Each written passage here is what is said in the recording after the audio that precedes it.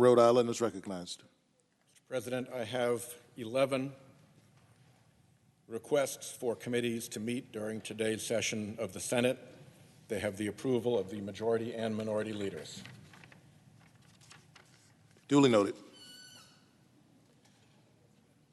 Mr. President, I rise today to discuss again the scheme by right-wing donor interests to capture and control our Supreme Court, just like big industries have captured and controlled regulatory agencies through history. In these speeches, I've covered the origins, motivations, and central players in the scheme. And today, I'm here to respond to a little bit of counter-programming from the scheme. So obviously, job one, if you have captured an agency, is to pretend it's not captured, it's still legit. Well, on Thursday, the minority leader, Senator McConnell, one of the principal operatives of the court capture scheme, traveled to the Heritage Foundation, one of the central dark money groups in the court capture scheme, to toast Justice Clarence Thomas, one of the most ardent justices in pursuing the scheme's donors' goals and purposes. Senator McConnell opened by lauding Justice Thomas for his campaign to overturn decades of precedent protecting women's constitutional right to abortion. That's an important point to note because the court is set to take up not one but two cases, offering the new 6-3 Republican majority a chance to tear down Roe versus Wade. But his other mission was to defend the court capture scheme. And that's an important mission right now because the court just hit an all-time low on Gallup's National Approval Survey. According to a poll out this month by one of the most respected pollsters in the country, about 2/3 of Americans think politics guides the Supreme Court's decisions. And that's not a partisan opinion. Republicans and Democrats share that view in equal proportion. And Americans aren't wrong. When big Republican donor interests come before the court, they win. It looks like every time. I've shown the pattern. I've published an article on it. It's currently at 80-0. Lawyers would love to take evidence like that, an 80-0 record, into court as pattern evidence of bias. So when the evidence is bad, what do? You blow smoke. There's an old propaganda technique of accusing your adversary of the exact wrong you are committing. It's such an old propaganda technique that it even has a Latin name, the tu quoque fallacy, from the Latin for you too. The Oxford English Dictionary defines it as, and I quote here, retorting a charge upon one's accuser. It's a rhetorical trick.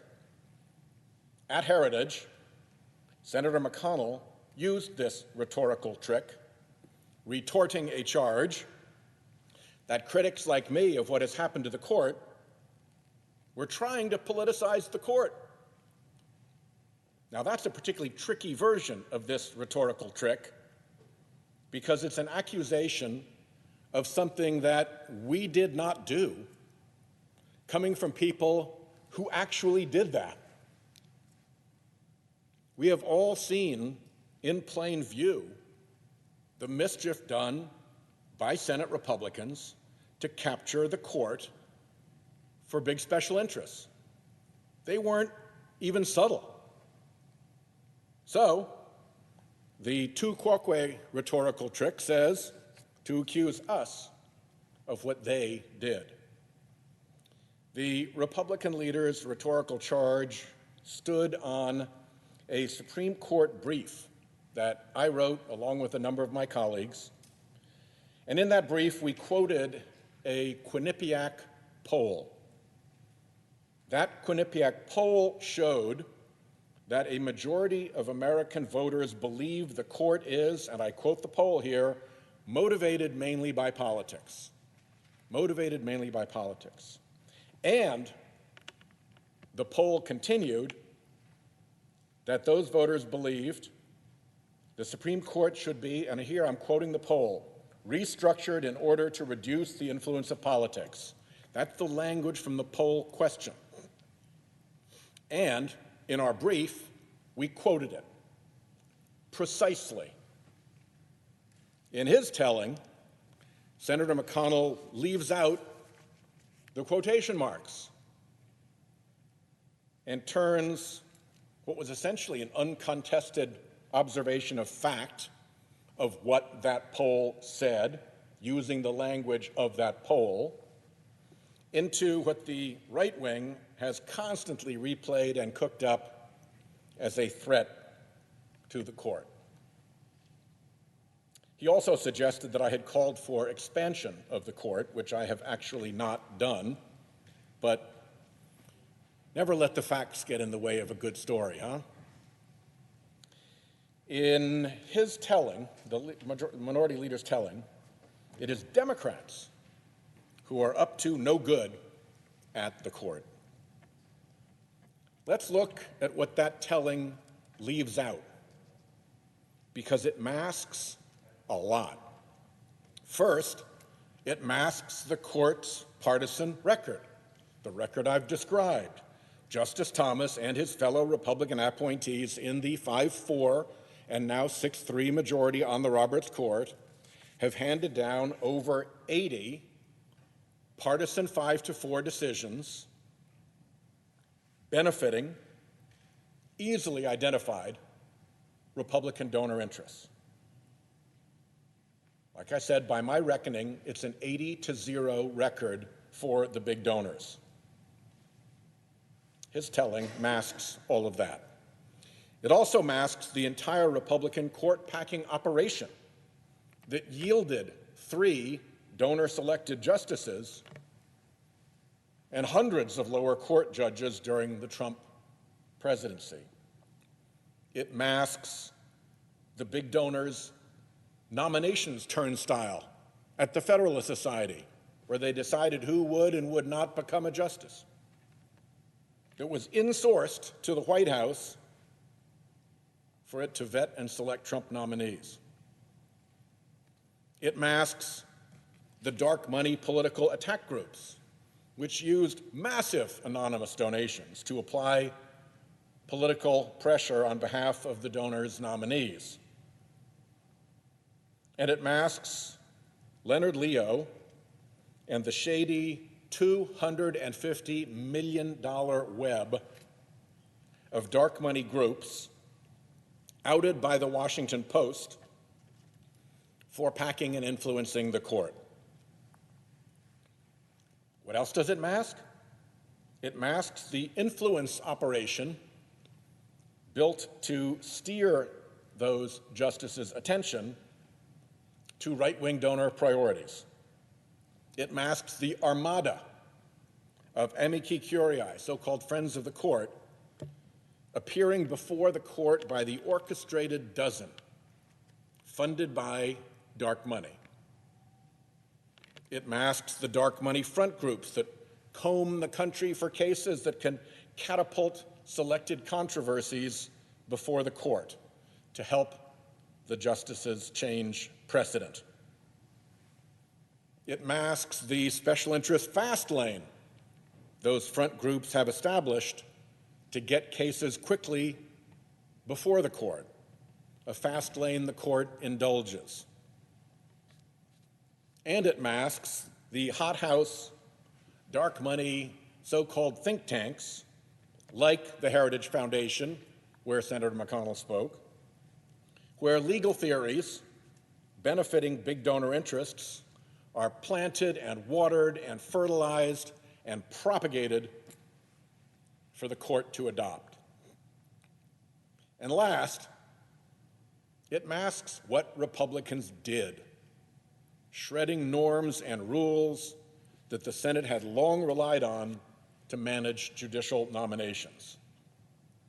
The scrapping of the Supreme Court filibuster, the scrapping of the Circuit Court blue slip, the acceptance of preposterous assertions of executive privilege to hide nominees' records, the refusal to grant Merrick Garland so much as courtesy visits, let alone a hearing, the invention of the so-called Garland rule about not confirming justices near an election, the mad rush to confirm Brett Kavanaugh under the cloud of barely examined sexual assault allegations, and then the hypocritical full 180, reversing that so-called Garland rule to jam a right-wing justice onto the court 8 days before an election.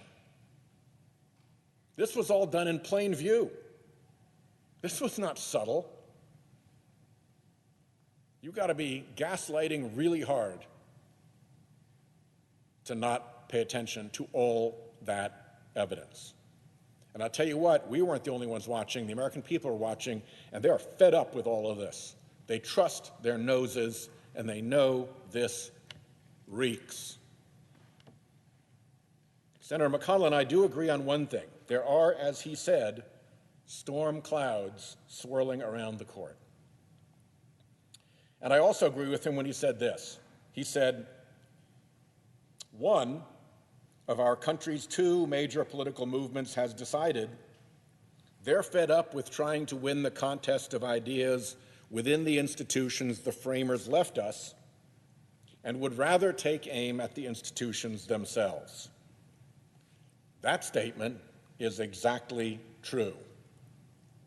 It's just that Senator McConnell got exactly wrong which party is the guilty one.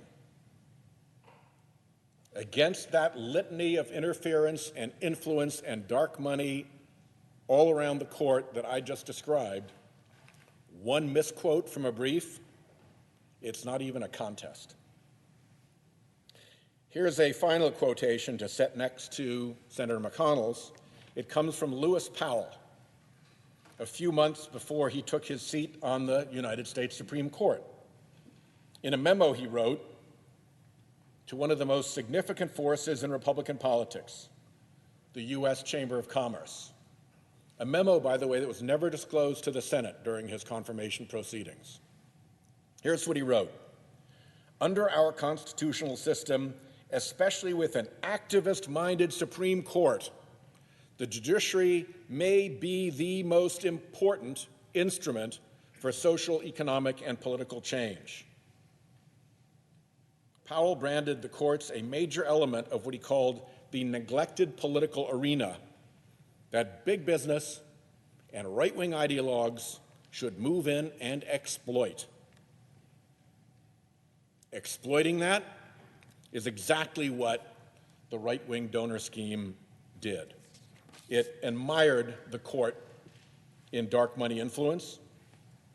It packed the judiciary with judges selected to rule in the big donor's favor.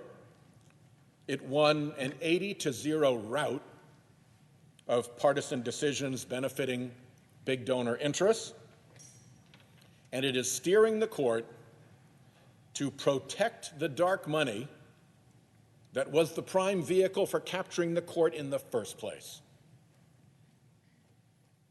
Mr. President, oh yes, indeed, the court has been politicized. But look at the evidence. We weren't the ones who did it. And no amount of smoke can obscure the evidence of how this court became the court that dark money built. I yield the floor.